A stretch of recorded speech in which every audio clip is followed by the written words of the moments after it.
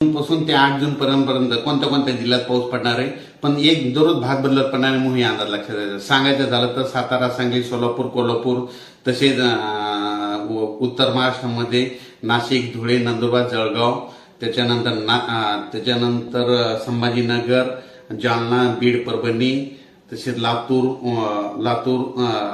नांदेड, हिंगोली, यवतमाळ, वाशिम, बुलढाणा, अकोला, अमरावती, त्याच्यानंतर उस्मानाबाद, लातूर, त्याच्यानंतर तो पाऊस तसेच सोलापूर, पंढरपूर असा ह्या भागामध्ये जरा चांगला पडणार आहे. ह्यामध्ये 5 जून ते 8 जून दरम्यान.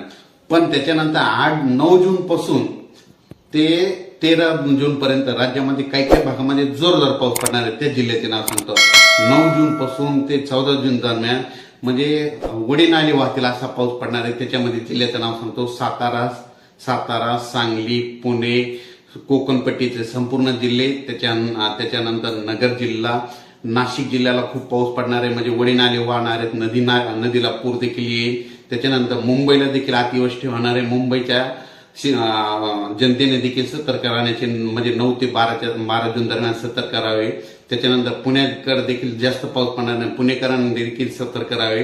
कोकणपट्टीमध्ये देखील मुसळधार पाऊस पडणार आहे म्हणून कोकणपट्टीवाल्यांनी सतर्क राहावे. तसेच धुळे, नंदुरबार, जळगाव या भागात जरी जोरदार पाऊस पडणार आहे, वडी नाले वाहणारा पाऊस पडणार आहे. तो पाऊस नगरपर्यंत येणार आहे, संभाजीनगरपर्यंत येणार आहे आणि त्यात बीड जिल्ह्यापर्यंत येणार आहे, परभणीपर्यंत येणार आहे. म्हणून हा अंदाज लक्षात घ्यायचा. म्हणजे एकंदरीत परिस्थिती सांगायची झाली ते 5 जून ते 14 जून दररोज भाग बदलत पाऊस पडणार आहे.